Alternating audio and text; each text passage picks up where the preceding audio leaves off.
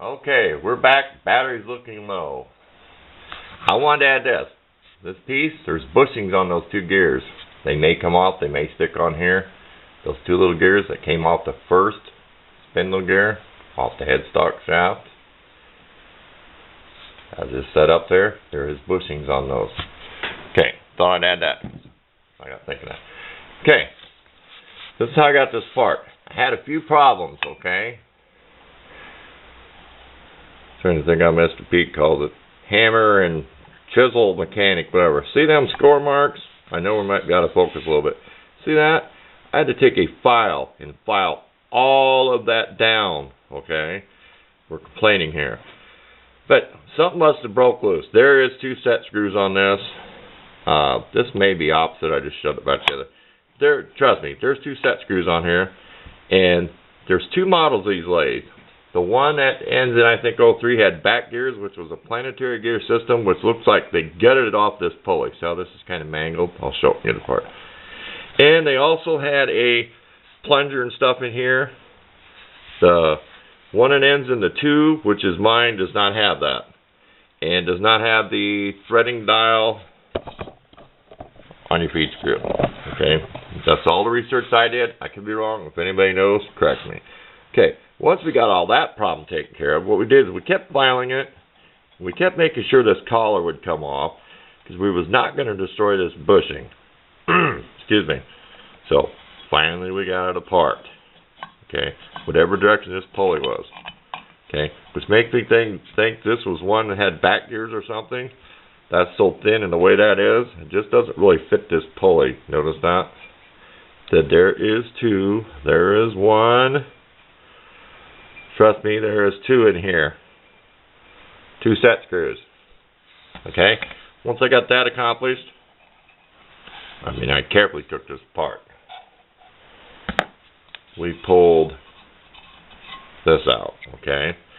And what we did is we took some 180 emery paper, we had some cardboard wrapped around in the device, and we did that where you loop your strip over and do that back and forth thing. You know, clean it up. We went over this again because your bushing's right here, which is a little bit of wear. This thing's 70 years old or however how old it is. This is a thrust washer. I'm going to see if I can find some without ordering them. Here's, of course, your 1/2 inch.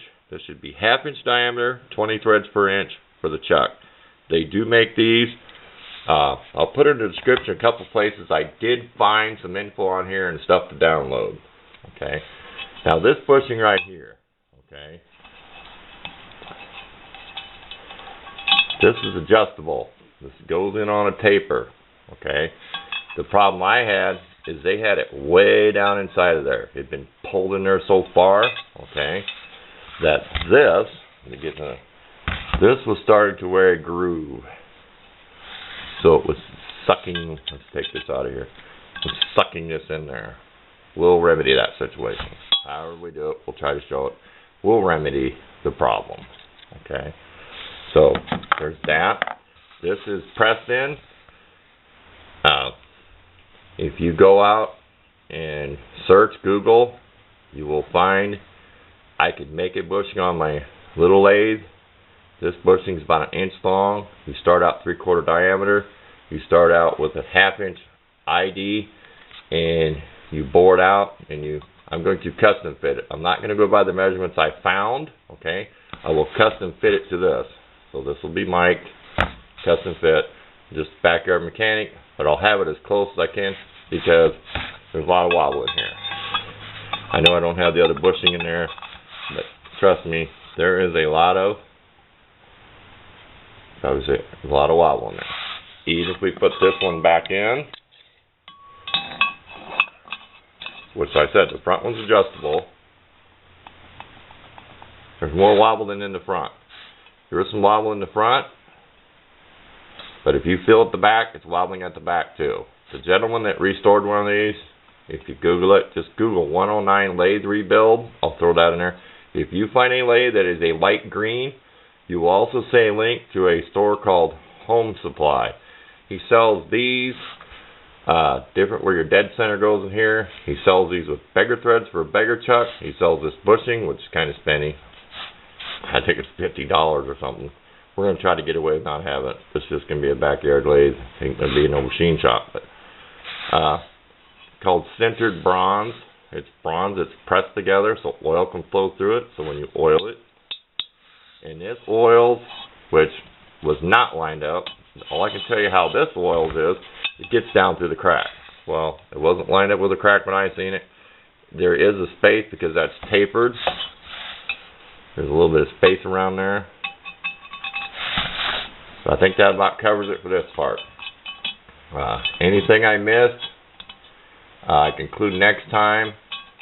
Any comments or questions, I'll try my best in the next part. But there you go. As you can see across there, it might be blurry. I got everything stripped down off there.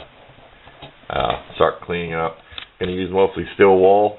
Stay away from sandpaper. So I'm just going to scrub these good. Everything on here. And